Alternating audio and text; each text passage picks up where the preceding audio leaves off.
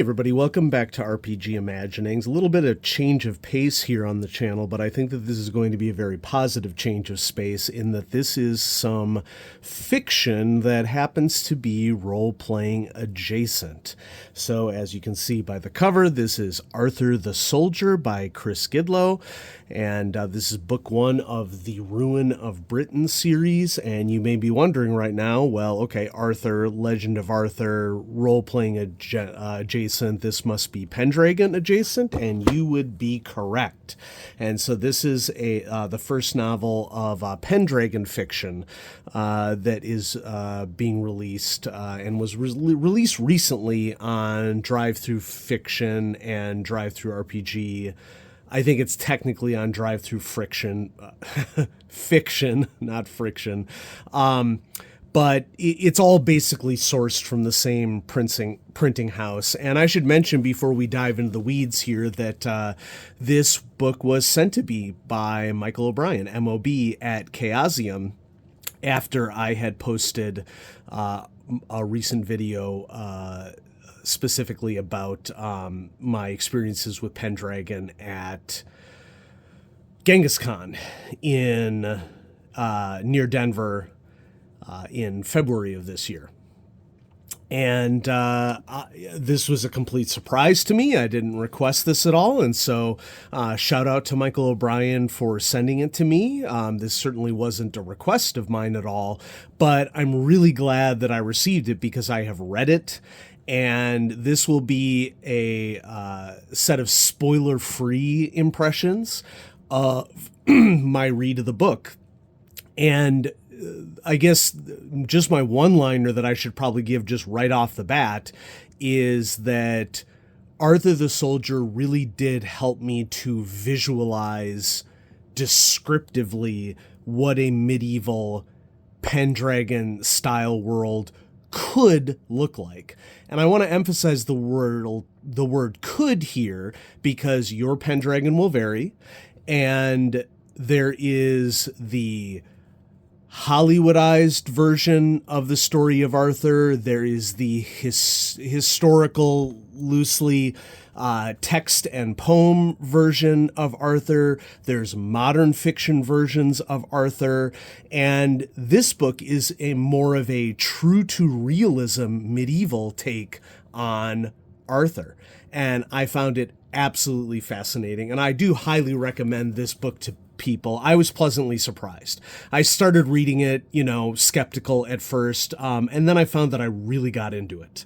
And my interest was kept throughout, which I'm at a stage, and, I've been at this stage for a couple of years now, where if I don't like something that I'm reading, I just put it down. I did not put this book down. And so from my perspective, that's one of the best compliments that I could give a novel. And so shout out to Michael O'Brien for sending it to me, but also shout out to Chris for writing a wonderful book, and a little bit more about Chris here in a second. So Arthur the Soldier is a novel that peers through the myths and stories surrounding King Arthur to show what might have been the Dark Age reality. A soldier returned from serving the emperor, trying to bring unity and order to the land he loves. With great fidelity to the sources, Arthurian scholar Chris Gidlow gives life to the legends of Arthur, vividly transporting the reader to post-Roman Britain, a tumultuous time riven with conflict and strife.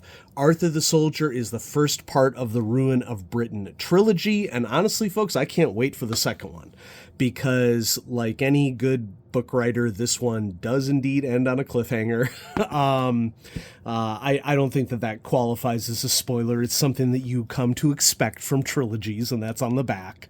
But this is a very different take on the Arthur legend than one might expect from any past dealings you had with Britain's oldest legend. And I mean that in a complimentary way, because I very much do enjoy exploring fiction from multiple different angles. It doesn't bother me when modern movies deviate from established source material, because exploring characters is a natural part of human storytelling. It isn't an affront to things that we like or dislike about storytelling. Storytelling is a core human intellectual and emotional exercise. And this recent, I'm not going to say that it's exclusive to recent times, but maybe the internet just makes it very much more visible than it seemed in the past, is what I would say.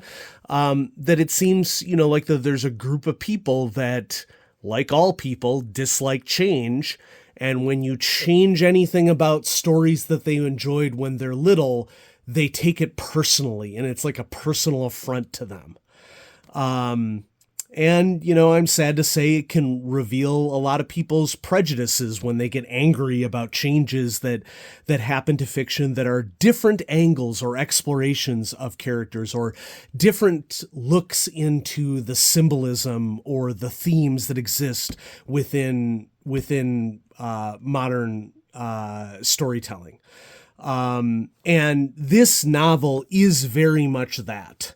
Okay, so if you don't want to read The Legend of King Arthur from a completely different perspective from the one that you're used to, you probably shouldn't read this book. I think you'll be missing out. That's just my personal opinion. I mean, I can't stop people from sabotaging their own literary experiences, but in our current world of media literacy, there just seems to me to be a lot of self-sabotage that exists out there, and a lot of extreme resistance to experiencing new or different things, and maybe thinking differently about stories from different angles. So I think that should lead us to about the author, because I think the context of an author matters. And I personally enjoy learning about authors who write works to get a little bit of context as to what their perspective may be, even if they're allowing their perspective to flow directly into the literature or trying to keep it out of the literature, So Chris Gidlow is a historian with a lifelong interest in the legends of King Arthur. He has published 2 nonfiction books, The Reign of Arthur and Revealing King Arthur, Swords, Stones, and Digging for Camelot, covering the historical texts and the archaeology of the period. He studied history at Oxford University and archaeology at Leicester University. He is a past president and honorary life member of the Oxford Arthurian Society. Chris Gidlow has 3 children and lives with his wife and family in Hastings, East Sussex, where he teaches history. Arthur the Soldier is his first novel. Chris, I really enjoyed it. Okay. This telling of Arthur very much leans into a historical medieval perspective on what it would be like to, one, really be living during that time.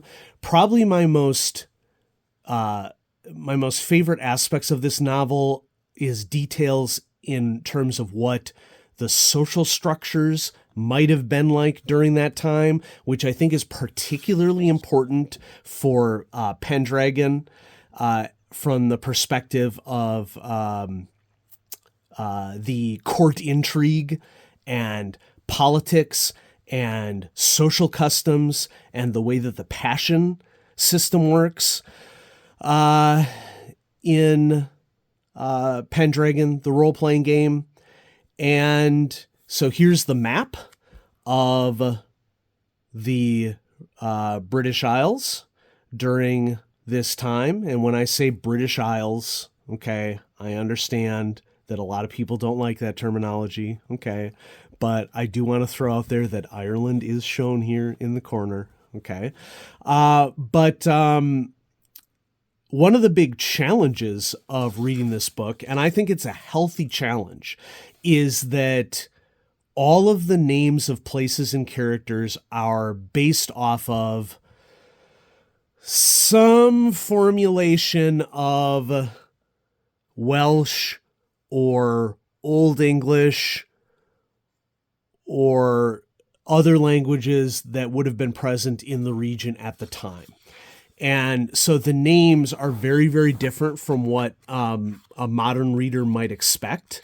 And at first it was a little off-putting, but then when I really started to put in the effort to learn and understand and recognize the difference between different names and the subtle connections that they have with Arthurian legends, I really got into it, actually. And so Chris does a superb job of offering a list of characters, a concordance, if you will, at the back. And I do think that that is really useful because use of the concordance became easier and easier as time went along, as reading went along. And then we have the list of cities, kingdoms, and places as well, which many of these names might be Roman names as well. Because this book is taking place during a time in which the Roman Empire is still in existence.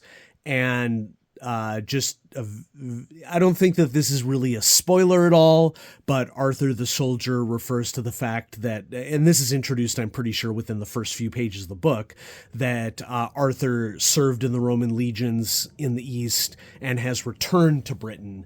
And this is the story of how he is trying to restore Britain back to the ancestral people of the region from the Angles or Saxons or any quote unquote, I guess I'd just say international invader that was invading Britain at the time. So I'm super excited that I got a chance to read this. And, Michael, thank you so much for sending this to me. Chris, you did a fantastic job. I am eagerly anticipating book 2. And if anything, this is a really good lesson for me that reading fiction that is designed to complement role-playing games can really get the creative juices flowing for a referee or a game master or a keeper or whatever your terminology is for your particular game. So yeah, check it out, folks. I'll throw a link in the description below. These can be printed via POD. And thanks everybody for watching. Have a great day.